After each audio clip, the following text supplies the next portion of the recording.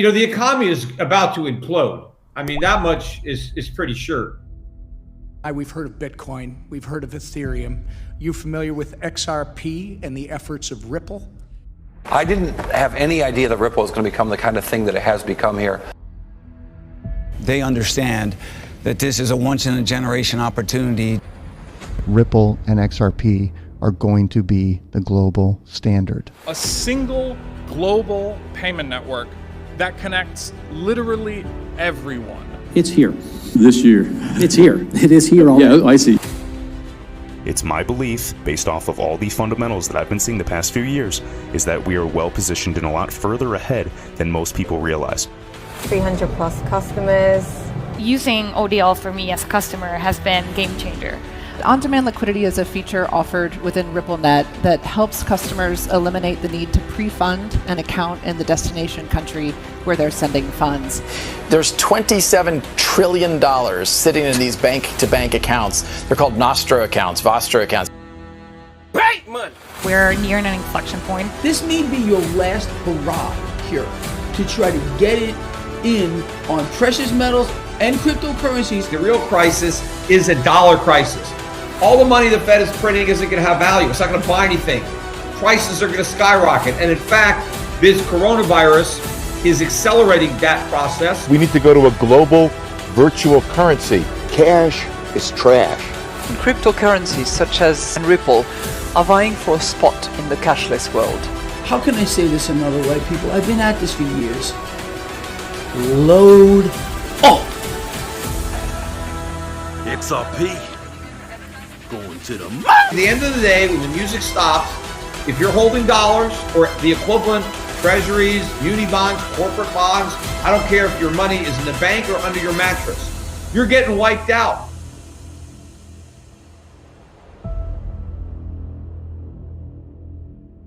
Once this breaks out, we're going to hit 21, 26, 51, and then it's off to the fucking races forever, folks.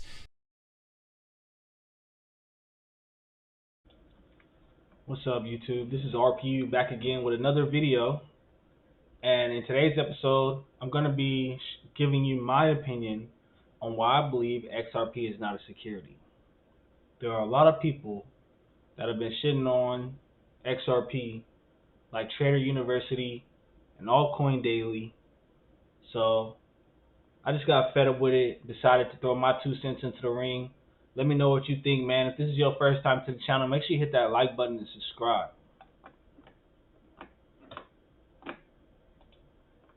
Alright, here we go. I'd like to start this presentation off with a quote from former SEC Chairman Jay Clayton. I've been on the record saying there are very few, there's none that I've seen, tokens that aren't securities. Well, guess what, Jay Clayton? You're going to learn today. You're going to learn today. Okay, a little bit of background story. December 22nd, 2020, the SEC announced today that it has filed an action against Ripple Labs, Inc. and two of its executives who are also significant security holders, alleging that they raised over $1.3 billion through an unregistered ongoing digital asset securities offering. Allegedly. All of this despite Ripple communicating regularly with regulators such as the SEC for years. I want to give a shout out to Kevin Cage for the clip.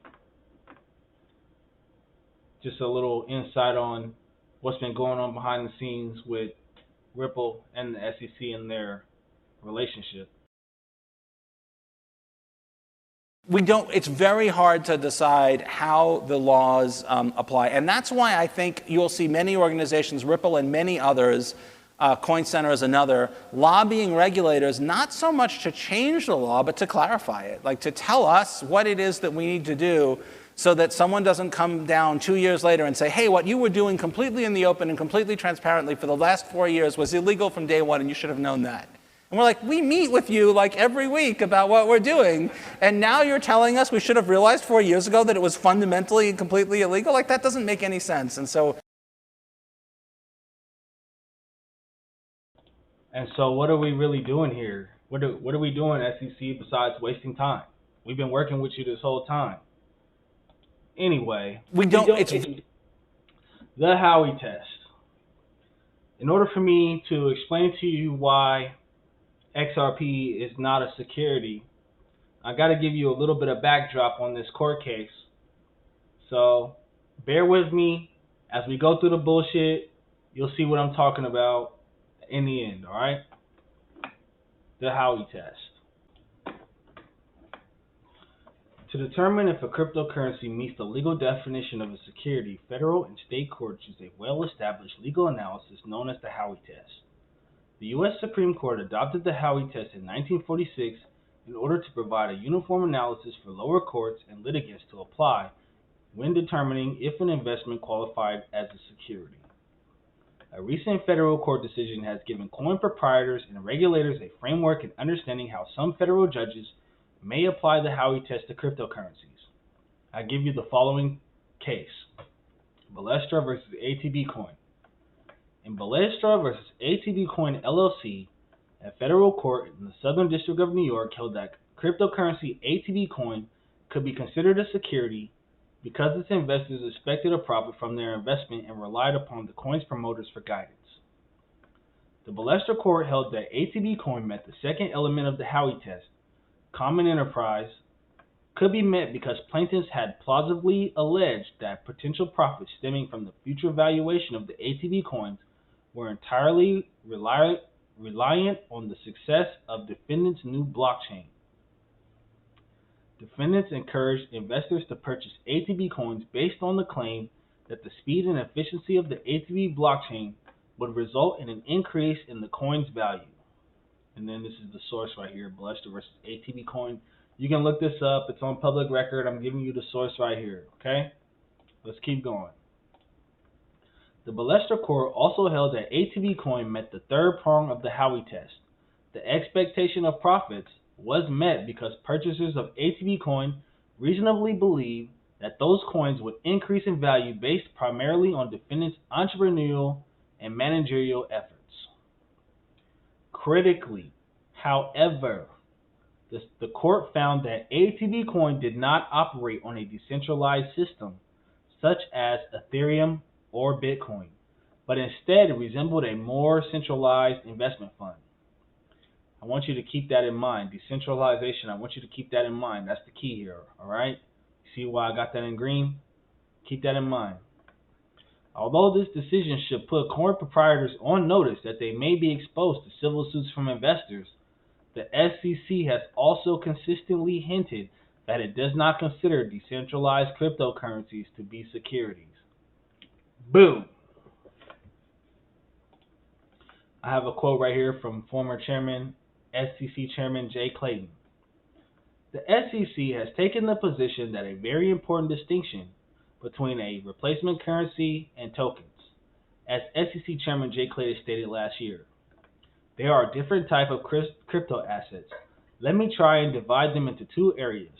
A pure medium of exchange, the one that's most often cited is Bitcoin, as a replacement for currency that has been determined by most people to not be a security. Then there are tokens, which are used to finance projects. I've been on the record saying there are very few, there's none that I've seen, tokens that aren't securities. To the extent something is a security, we should regulate it as a security. And our securities regulations are disclosure-based, and people should follow those and provide the information that we require. You see the source down here at the bottom? I'm about to give you something else for the same source. The SEC has recently released an extensive guidance on the difference between mediums of exchange and tokens entitled Framework of Investment Contract Analysis of Digital Assets. You can get that document right here at the following link. In this white paper, the SEC takes the position that the first two elements of the Howey test, investment of money and common enterprise, typically exists in digital assets. When a promoter, sponsor, or other third party or affiliated group of third parties, each an active participant or AP, provides essential managerial efforts that affect the success of the enterprise, and investors reasonably expect to derive profit from those efforts, then this prong of the test is met. Conversely, though, the SEC also heavily relies upon the nature of the cryptocurrency to determine whether the Howey test is met. If a fully operational decentralized network exists, the SEC states the less likely the Howey test is met. Let's keep going. Let's keep going. It's getting better. Taken as a whole, those recent developments should lead cryptocurrency promoters to conclude that they may be subject to securities suits from investors if they indicate their coin may be used as an investment vehicle. However, cryptocurrency promoters should also note that the SEC will be less likely to regulate their coin as a security if it operates on a distributed ledger. Come on, man. What are we doing here? Y'all know what I'm talking about. But let me go a little bit further. I'm gonna break it all the way down for you, man, because this is just absurd right here. The SEC is wasting my time. The inherently decentralized nature of Xrp Ledger by none other than David Schwartz. All right. Let's jump into it. Bitcoin and Ethereum are currently viewed as the gold standard for decentralization, meaning they are architected in a way that no single individual or minority group can dictate rules or rewrite transaction history, the power of the blockchain. Since these blockchains are considered decentralized, then by design, the Xrp Ledger is also, if not more so, decentralized than both Bitcoin and Ethereum. The Xrp Ledger uses a consensus protocol that relies on a majority of validators to record and verify transactions without incentivizing any one party. This is one of the main reasons why I began working on Xrp Ledger more than 6 years ago. Validators are different from miners because they aren't paid when they order and validate transactions. Today, these validators operate at locations across the globe and are run by a broad range of individuals, institutions, asset exchanges, and more. Put simply, the Xrp Ledger is based on an inherently decentralized, democratic consensus mechanism which no one party can control. Let's keep going. With Bitcoin and Ethereum, a surprisingly small number of miners could collude to disrupt the system. As of today, 4 mining groups currently control 58% of the Bitcoin network, and 3 miners account for 57% of Ethereum's daily capacity. Further, 80% of the mining on the Bitcoin blockchain is centralized in China, despite the country's ban on digital assets. This puts it at a greater risk of being manipulated by a single sovereign government. Some experts even suggest that in a worst-case scenario, miners of Bitcoin and Ethereum blockchains could use this to their advantage, conspiring to rewrite history on the blockchain through a 51% attack that results in verified transactions being unvalidated and allows for fraud to occur. In contrast, the Xrp Ledger requires 80% of validators on the entire network over a 2-week period to continuously support a change before it is applied. Of the approximately 150 validators today, Ripple only runs only 10. Unlike Bitcoin and Ethereum, where one miner could have 51% of the hashing power, each Ripple validator only has 1 vote in support of an exchange or ordering a transaction. Additionally, this 2-week waiting period gives time for those that support a proposed change to update their software in accommodation of it.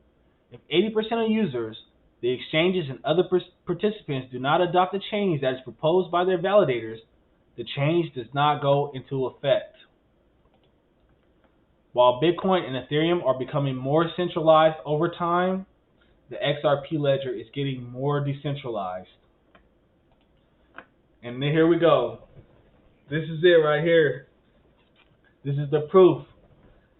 As you can see on this side, on the left, in the top left, Over time, Bitcoin and Ethereum will become more and more centralized as these three miners for Bitcoin and 4 miners for Ethereum, they're going to gain more and more control over the network, and they could possibly hit the network with a 51% attack and rewrite the blockchain.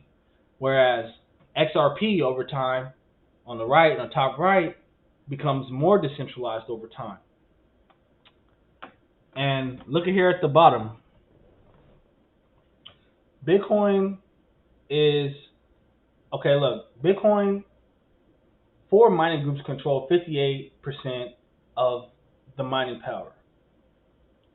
Ethereum, 3 mining pools control 57% of Ethereum's blockchain. When it comes to Ripple, Ripple only controls 7% of all validators on the Xrp Ledger. Look at it like this. Look at it like this, okay? I'm about to give you a little bit of math.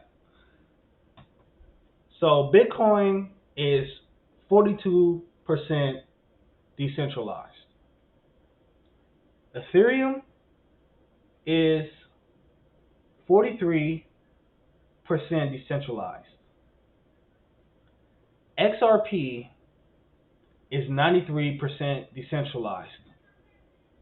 So if Ethereum is not a security with only 43% decentralization, there's no way that XRP could be a security at 93% decentralization. It doesn't make sense to me.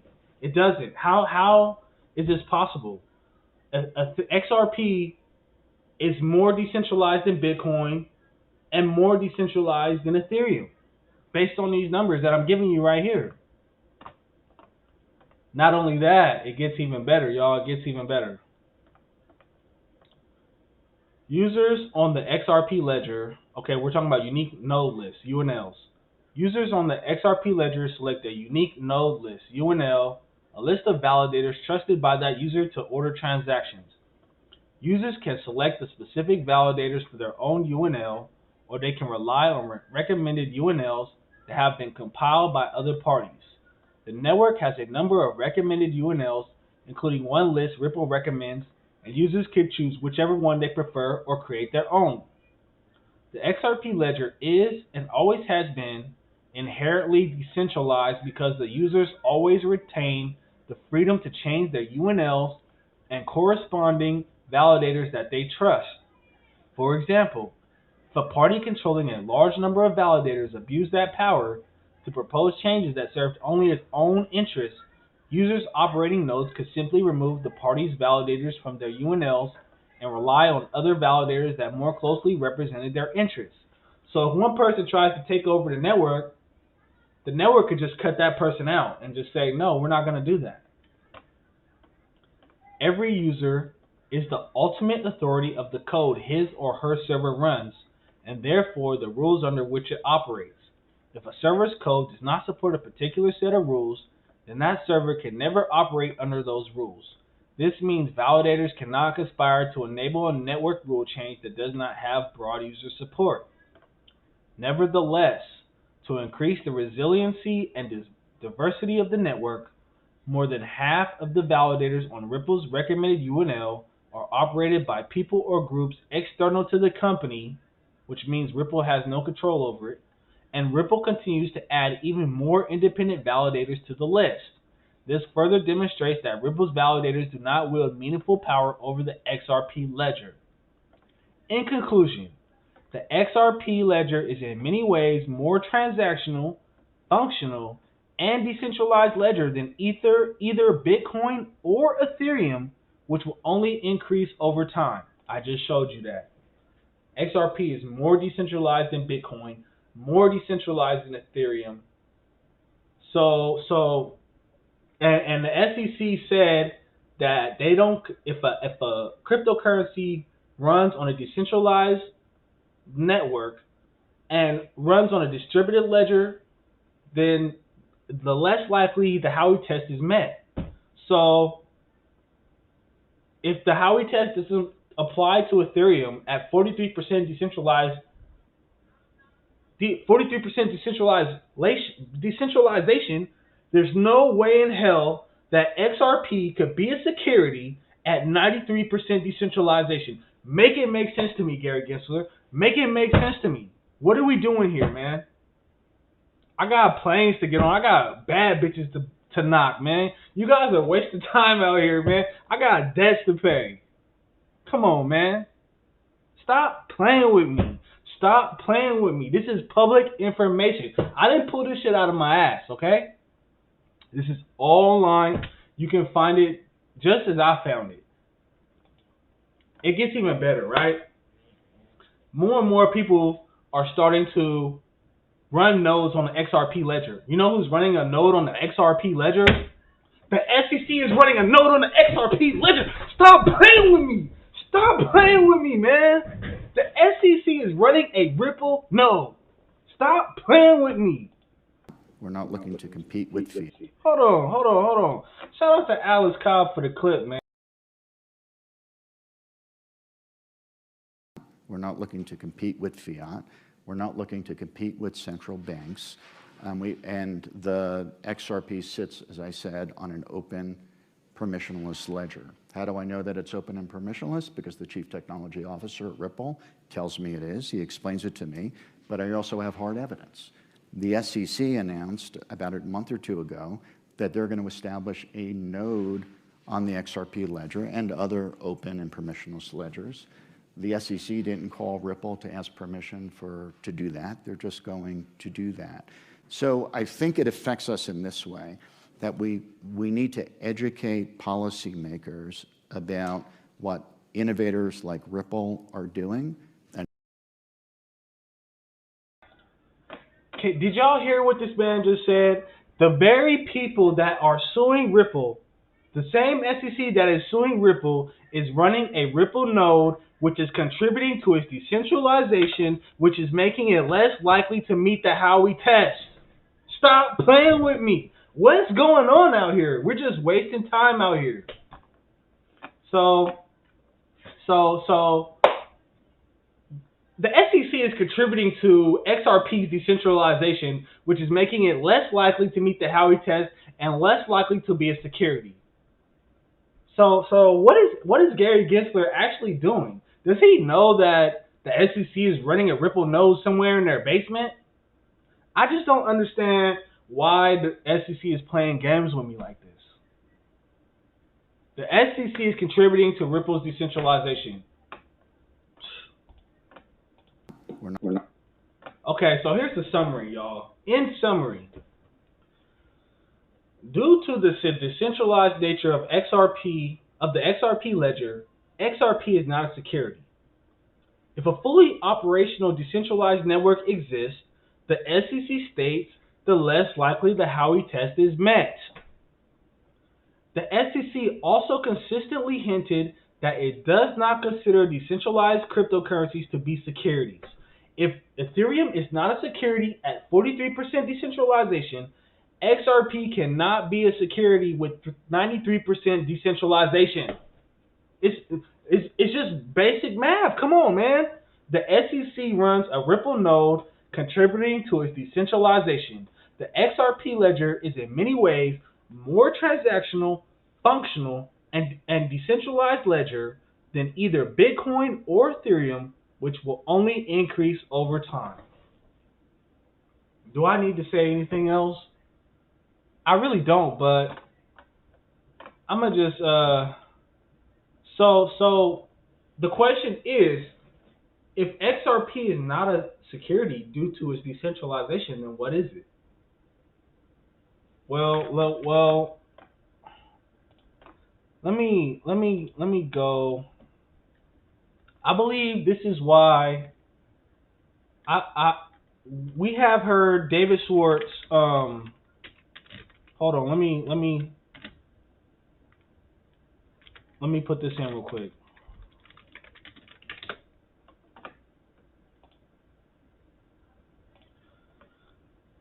There has been on several occasions that XRP has been compared to gold, okay? David Schwartz, right here. XRP is an asset that can be used for settlement. It's kind of like gold that can instantly teleport around the world.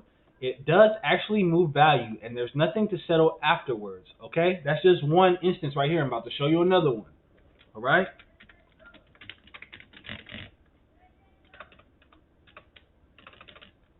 Hold on, bear with me.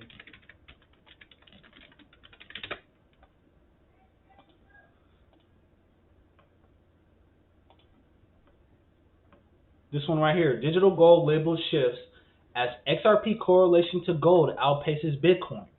This is another comparison of XRP to gold. You see that? All right, I'm about to show you another one, okay?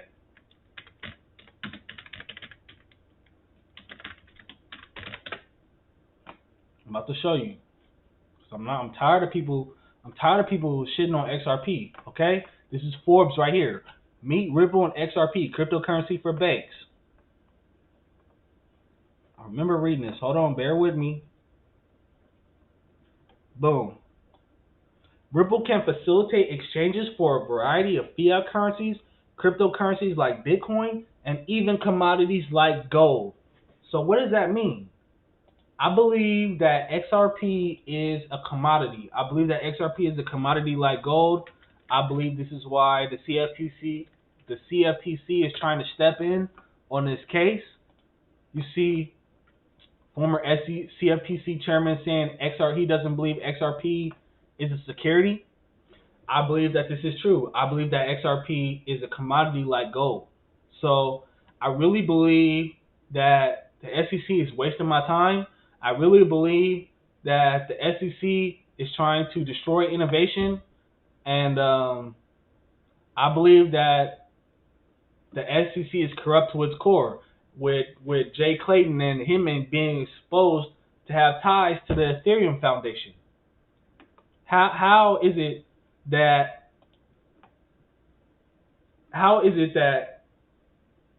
Ethereum is more centralized than XRP, but they consider XRP to be a security? Somebody explain that to me. So yeah, that's my presentation. XRP is not a security due to its decentralized nature. The SEC has said that it doesn't believe that cryptocurrencies that operate on a decentralized network and a distributed ledger are not securities. XRP is the most decentralized.